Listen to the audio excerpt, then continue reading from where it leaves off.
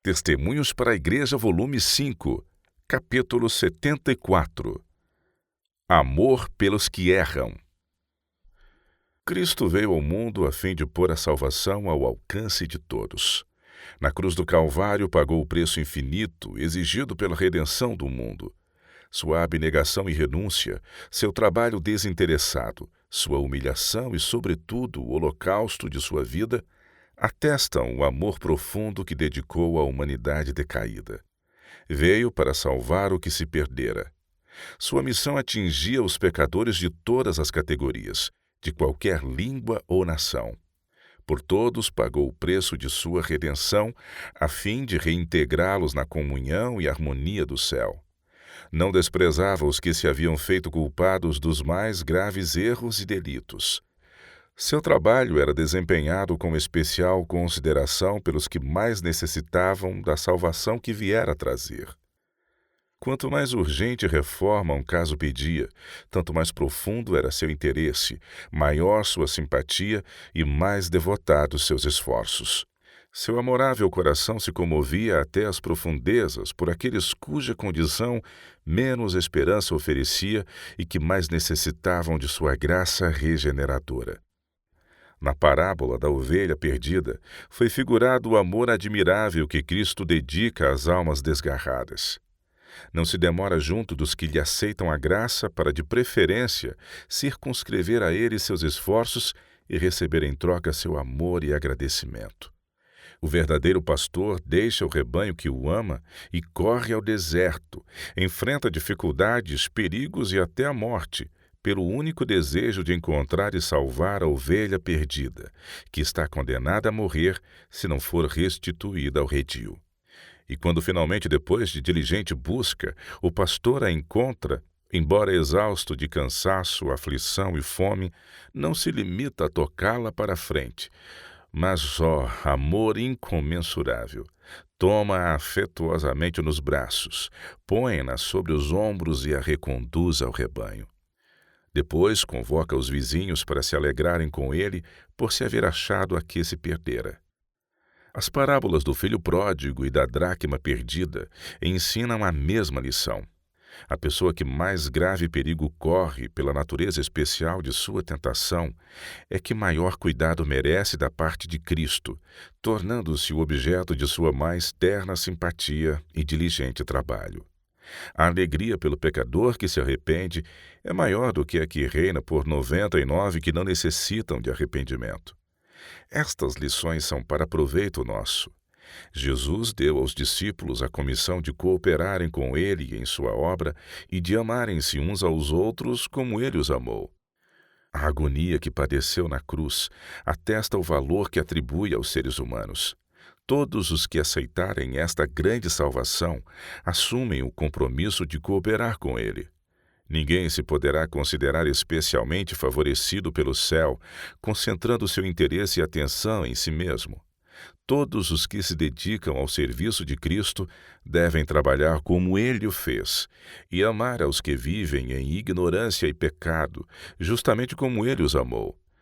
Todavia, entre nós se tem feito notar uma falta de simpatia e amor profundo e sincero em prol dos que são tentados e erram. Muitos têm revelado grande frieza e negligência pecaminosa que Cristo representou pelo indivíduo que passa de largo, guardando a maior distância possível dos que mais necessitam de sua ajuda. A pessoa recém-convertida sustenta muitas vezes lutas tremendas com hábitos arraigados ou com algumas formas especiais de tentação e, sendo vencida por alguma paixão ou tendência dominante, incorre naturalmente na culpa de imprudência ou real injustiça. Nessas circunstâncias, é preciso que os irmãos desenvolvam energia, tato e sabedoria a fim de ser-lhe restituída a saúde espiritual. É a esses casos que se aplica a admoestação divina. Irmãos, se algum homem chegar a ser surpreendido em alguma ofensa, vós que sois espirituais, encaminhai o tal com espírito de mansidão, olhando por ti mesmo para que não sejas também tentado. Gálatas capítulo 6, verso 1. Mas nós que somos fortes, devemos suportar as fraquezas dos fracos e não agradar a nós mesmos. Romanos 15, verso 1. Quão pouco, porém, os discípulos professos revelam desse amor compassivo de Cristo. Quando alguém comete uma falta, outros não raro tomam a liberdade de agravar tanto quanto possível o caso. Indivíduos que provavelmente cometem faltas da mesma gravidade, embora de natureza diversa, ousam tratar seu irmão com cruel severidade. Faltas que foram cometidas por ignorância, inadvertência ou fraqueza são transformadas em pecados propositais e premeditados. E quando alguns chegam a apostatar, há indivíduos que, cruzando os braços, solenemente declaram: "Pois não, dizia eu, sabia perfeitamente que com essa gente não se podia contar." Desse modo, adotam a atitude de Satanás, e em seu espírito rejubilam porque suas malignas suposições se provam certas. É natural encontrarmos nos que são moços e inexperientes grandes imperfeições que devemos estar dispostos a suportar. Cristo nos ordenou restaurar os que são espiritualmente fracos e nos torna responsáveis se por nossa conduta forem levados ao desânimo, desespero e ruína. A menos que cultivemos diariamente a preciosa planta do amor, correremos o risco de tornar-nos egoístas, apáticos, pessimistas e críticos, tendo-nos na conta de justos quando estamos longe de ser aceitos aos olhos de Deus. Alguns são indelicados, ríspidos e severos. São como as cascas ouriçadas das castanhas. Ferem ao mais leve toque e causam dano incalculável porque representam mal nosso amoroso Salvador. Temos de atingir um padrão mais elevado ou seremos indignos do nome de cristãos. Cumpre cultivarmos o espírito que Cristo manifestou em seu esforço para salvar os que erram. Estes lhes são tão caros como nós e podem igualmente tornar-se troféus de sua graça e herdeiros de seu reino. Mas estão expostos às ciladas de um inimigo astuto, ao perigo e corrupção, e sem a graça salvadora de Cristo caminham para a ruína certa.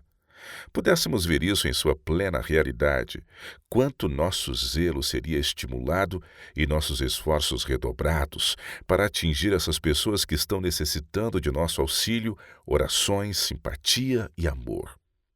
Possam os que se têm revelado negligentes nesta obra considerar sua responsabilidade em face do grande mandamento que diz: amarás o teu próximo como a ti mesmo. Marcos capítulo 12, verso 31. Esse dever pesa sobre todos. De todos se requer que trabalhem, a fim de diminuir os sofrimentos de seus semelhantes e aumentar-lhes as bênçãos. Se somos fortes em nossa resistência às tentações, cumpre-nos ajudar os que são fracos e a elas cedem. Se temos conhecimentos, devemos ensinar os ignorantes. Se Deus nos deu bens deste mundo, devemos com eles socorrer os pobres. Devemos trabalhar em prol de outros. Todos os que se encontram dentro da esfera de nossa influência devem participar de todos os bens que possuímos. Ninguém deve contentar-se em alimentar-se do pão da vida sem reparti-lo com os que estão ao seu redor. Só vivem para Cristo e lhe honram o nome os que são fiéis ao Mestre, buscando salvar os perdidos. A verdadeira piedade forçosamente há de traduzir-se naquele ardente anelo e diligente esforço do Salvador crucificado para salvar aqueles por quem morreu. Quando nosso coração tiver sido enternecido e subjugado pela graça de Cristo, quando arder com o senso da bondade e do amor de Deus, o amor, a simpatia e a ternura se derramarão espontaneamente sobre os outros. A verdade exemplificada na vida há de como fermento oculto exercer seu poder sobre todos os que com ela entrarem em contato. Deus determinou como único meio de crescer no conhecimento e na graça de Cristo que o homem lhe imite o exemplo e trabalhe como ele trabalhou. Há de custar muito às vezes dominar os próprios sentimentos, a fim de não falar em tom que possa infundir desalento aos que se acham em tentações. Uma vida de oração e ações de graça que façam incidir sua luz sobre a vida de outros não é possível sem decididos esforços. Mas esses esforços hão de ser recompensados, trazendo bênçãos não só ao que recebe, como também ao que dá. O espírito de trabalho desinteressado em favor de outros imprime ao caráter solidez e constância, revestindo-o da amabilidade de Cristo e dá ao seu possuidor paz e ventura. Suas aspirações são enobrecidas, e não há nele lugar para ociosidade e egoísmo. Os que cultivam as virtudes cristãs hão de crescer, desenvolver nervos e músculos espirituais e ser fortes em seu trabalho para Deus. Revelarão uma percepção espiritual aguda, fé crescente e poder triunfante na oração. Os que se interessam pelas pessoas e se consagram de todo à salvação dos que erram, cooperam o mais seguramente possível com a sua própria salvação. Mas quanto tem sido negligenciado este trabalho? Se as ideias e sentimentos estivessem sempre assim votados a Deus, porventura teriam podido perecer pessoas sob o império do erro e das tentações de modo tão insensível e descuidoso como aliás sucedeu? Não se teriam feito antes mais decisivos esforços, inspirados no amor e na humildade de Cristo, a fim de salvar esses errantes? Todos os que forem verdadeiramente devotados a Deus hão de desempenhar-se com maior zelo da obra pela qual Ele fez o melhor que pôde, oferecendo por ela um sacrifício infinito, a obra da salvação. É esta uma obra especial que se deve cultivar e custear, sem jamais afrouxar os esforços. Deus convida seu povo a despertar, abandonar a atmosfera glacial em que tem vivido, sacudindo energicamente as impressões e ideias que fizeram esfriar os sentimentos de amor, conservando-o numa inatividade egoísta. Convida-o a elevar-se acima do baixo nível terreno e a respirar a atmosfera luminosa do céu. Nossos cultos divinos devem ser horas sagradas e preciosas. As reuniões de oração não devem ser feitas pelos irmãos uma oportunidade de recriminarem e se condenarem mutuamente, dando curso a sentimentos e expressões desafáveis e rudes. Jesus se afastará das reuniões em que reinar esse espírito, e Satanás assumirá a direção delas. Não deve entrar ali nada que tenha um espírito menos benévolo ao cristão, pois o fim da reunião é achar graça e perdão diante do Senhor. E o Salvador advertiu claramente: com o juízo com que julgardes sereis julgados, e com a medida com que tiverdes medido, vos hão de medir a vós. Mateus capítulo 7, verso 2. Quem poderá colocar-se diante de Deus estribado num caráter impecável e vida pura? Como então alguém ousa criticar ou condenar a seus irmãos? Indivíduos cuja esperança de salvação está posta nos merecimentos de Cristo, que devem buscar perdão na virtude de seu sangue, têm o mais rigoroso dever de demonstrar para com os semelhantes amor, compaixão e espírito de perdão. Irmãos, a não ser que se eduquem a respeitar o lugar do culto, não receberão bênção alguma de Deus. Poderão adorá-lo formalmente, mas será um culto destituído de espiritualidade. Onde estiverem 2 ou 3 reunidos em meu nome, aí estou eu, no meio deles, disse Jesus. Mateus 18, verso 20. Todos devem sentir que estão na presença divina, cumprindo-lhes em vez de se demorarem sobre os erros e as faltas de outros, fazer um consciencioso exame do próprio coração. Se tiverem confissões a fazer de faltas próprias, cumpram o seu dever, deixando aos outros que cumpram o deles. Cedendo à dureza do próprio caráter e revelando um espírito incompassivo, vocês afastarão os que deviam conquistar. Sua dureza faz com que eles percam o gosto pelas reuniões religiosas, e muitas vezes o resultado é que eles renunciam à verdade. Devem lembrar-se de que vocês mesmos têm incorrido na censura de Deus e que, condenando a outros, determinam a própria condenação. Vocês têm um dever a cumprir, que é confessar a própria falta de religiosidade. Que o Senhor comova o coração de cada membro da igreja, até que a sua graça regeneradora seja manifesta na vida e no caráter de cada um. Então, reunindo-se para o culto, não será mais a sua preocupação criticar-se mutuamente, e sim falar de Jesus e seu amor. Nossas reuniões devem ser intensivamente interessantes. Deve imperar ali a própria atmosfera do céu. As orações e discursos não devem ser longos e enfadonhos, apenas para encher o tempo. todos devem, espontaneamente e com pontualidade, contribuir com sua parte, e esgotada a hora, a reunião deve ser pontualmente encerrada. Desse modo será conservado vivo o interesse. Nisso está o culto agradável a Deus. Seu culto deve ser interessante e atraente, não se permitindo que degenere em formalidade insípida. Devemos dia a dia, hora a hora, minuto a minuto, viver para Cristo. Então Ele habitará em nosso coração e, ao nos reunirmos, seu amor em nós será como uma fonte no deserto, que a todos refrigera, incutindo nos que estão prestes a perecer um desejo ardente de sorver da água da vida. Não devemos depender de 2 ou 3 membros para fazer o trabalho da igreja. Devemos pessoalmente desenvolver uma fé forte e ativa para ajudar no avanço da obra de que fomos incumbidos. Devemos ser movidos por um interesse intenso e vivo ao interrogar a Deus: que queres que eu faça? Como devo desempenhar-me de minha missão para o tempo e a eternidade? Devemos pessoalmente fazer todos os esforços no sentido de investigar a verdade e servir-nos de todo meio ao alcance que possa facilitar-nos a investigação atenta e devota das Escrituras Sagradas. Depois, importa que sejamos santificados na verdade, a fim de podermos salvar pecadores. Fervorosos esforços devem ser empenhados em cada igreja, a fim de suprimir o espírito de calúnia e crítica, que é o que maior dano causa à igreja. A dureza e o hábito de criticar as faltas de outros devem ser reprovados como obra do diabo. Cumpre fomentar e robustecer nos crentes o amor e a confiança mútua. Que, movido pelo temor de Deus e amor dos irmãos, cada qual feche os ouvidos aos mexericos e acusações, apontando ao delator os ensinos da palavra de Deus. Seja ele aconselhado a obedecer às Escrituras, levando sua queixa diretamente às pessoas que supõem em falta. Essa maneira de agir generalizada na igreja daria em resultado uma plenitude de luz e bênção, fechando a porta a um dilúvio de males. Deus seria assim glorificado e muitas pessoas salvas.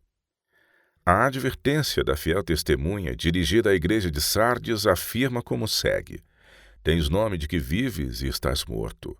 Sê vigilante e confirma os restantes, que estavam para morrer, porque não achei as tuas obras perfeitas diante de Deus. Lembra-te, pois, do que tens recebido e ouvido, e guarda-o e arrepende-te.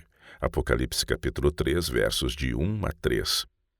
O pecado especialmente atribuído a essa igreja era que deixara de confirmar os que estavam prestes a morrer. Porventura essa advertência não se aplicaria também a nós? Examinemos individualmente o nosso coração à luz da palavra divina e seja todo o nosso empenho pôr em ordem nossa vida diante de Deus com o auxílio de Cristo. Deus realizou sua parte no plano de salvar o homem e convida agora a igreja a colaborar com ele. De um lado estão o sangue de Cristo, a palavra da verdade e o Espírito Santo. Do outro, as pessoas que perecem. Cada discípulo de Cristo tem uma parte a desempenhar nesse plano, a fim de induzir os homens a aceitarem as bênçãos que o céu lhes provê. Façamos uma indagação minuciosa a ver se temos cumprido essa nossa parte. Examinemos os motivos e todos os atos de nossa vida. Porventura não se nos deparam aí muitos quadros pouco recomendáveis?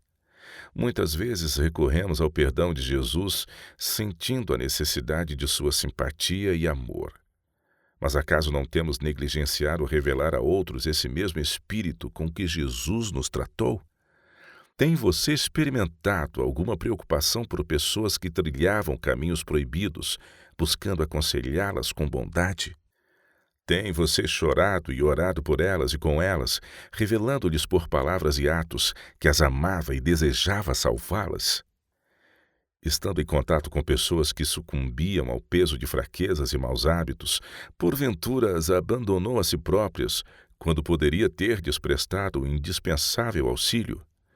Porventura não passou de largo a vista dessas pessoas, ao passo que o mundo acudia, solícito a manifestar-lhes simpatia e prendê-las nos laços de Satanás? Muitos estão prontos, como Caim, a justificar-se, dizendo: Sou eu guardador do meu irmão? Gênesis 4, verso 9.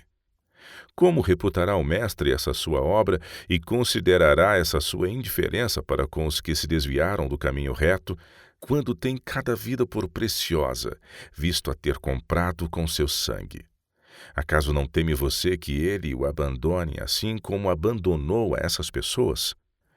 Pode estar certo de que o vigia fiel, colocado sobre a casa de Deus, registra toda negligência. Porventura Cristo e seu amor não foram gradualmente excluídos de sua vida, até que a mera formalidade houvesse substituído ao culto do coração? Onde está o fervor que sentia em sua alma à menção do nome de Jesus? Quão ardente era seu amor pelas pessoas quando pela primeira vez se consagrou a ele? Com que zelo buscava então representar-lhes esse amor de seu mestre? O arrefecimento desse amor o tornou frio, crítico e severo. Há algum empenho seu em recuperá-lo e buscar então conduzir pessoas para Cristo? Se você se recusar, virão outros com menos luz e experiência e que tiveram menos oportunidades, e tomarão seu lugar para executar aquilo que negligenciou, porque a obra de salvar os tentados, provados e prestes a perecer terá de ser feita. Cristo oferece esse serviço à sua igreja. Quem está disposto a aceitá-lo? Deus não esqueceu as boas obras e atos abnegados que sua igreja praticou no passado.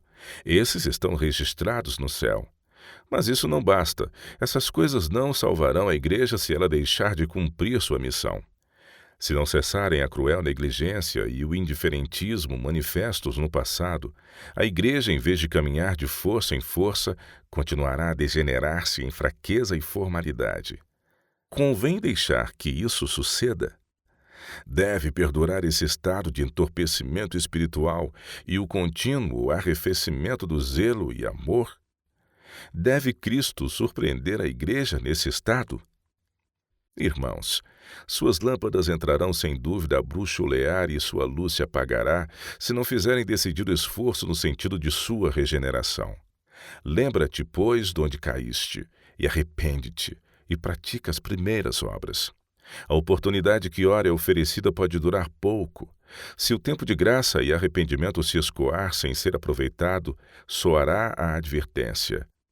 Brevemente a te virei e tirarei do seu lugar o teu castiçal. Apocalipse capítulo 2, verso 5. Essas são palavras proferidas por aquele que é longânimo e paciente. Envolvem solene advertência à igreja e a cada crente individualmente, lembrando-lhes que o guarda de Israel, que não dormita, lhes observa os atos. É a sua longanimidade que devem o não terem sido ainda cortados como os que ocupam inutilmente o terreno. Mas seu espírito não contenderá continuamente. Sua paciência não durará por muito tempo mais. Sua fé tem de provar-se alguma coisa mais do que tem sido até aqui, ou serão pesados na balança e achados em falta. A decisão final do juiz no último dia se guiará pelo interesse e zelo que tivermos manifestado no trabalho pelos necessitados, tentados e oprimidos. Você não pode passar de largo por eles e entrar com os remidos na cidade de Deus. Em verdade vos digo que quando a um destes pequeninos o não fizestes, não o fizestes a mim. Mateus 25, verso 45. Ainda não é tarde demais para reparar as negligências do passado. Cumpre haver um reavivamento do primeiro amor e do primeiro zelo. Busquem os que têm repelido e por sua confissão atem as feridas que lhes causaram. Aproximem-se do grande coração que arde em amor compassivo, deixando que as torrentes da compaixão divina se lhes infiltrem no coração e daí se derramem sobre seus semelhantes. Tomem, por exemplo, a terna simpatia e compaixão manifestadas na vida de Jesus, guiando-se por elas no trato com seus semelhantes e principalmente com seus irmãos em Cristo. Muitos se tornaram fracos e desalentados no ardor da luta, aos quais palavras de simpatia e animação teriam ajudado a vencer. Guardem-se sempre de se tornarem frios, negligentes, apáticos, propensos a censurar. Não deixem passar desaproveitada a oportunidade de dizer palavras animadoras que inspirem esperança. Não é possível prever o alcance das palavras boas e amáveis que proferirmos de qualquer esforço sincero feito para aliviar as cargas aos nossos semelhantes. Certo é, porém, que os que erram só podem ser encaminhados com um espírito de mansidão, bondade e terno amor. Gostaria de uma alma errante salvar e levar de volta para Deus um desviado? Que tal como um anjo guardião atuar para quem tem sido pela culpa esmagado? Vai até ele gentil e tome-o pela mão com palavras suaves, toque-o empedernido, procure apoiá-lo como faz um irmão até que o pecado seja afinal vencido.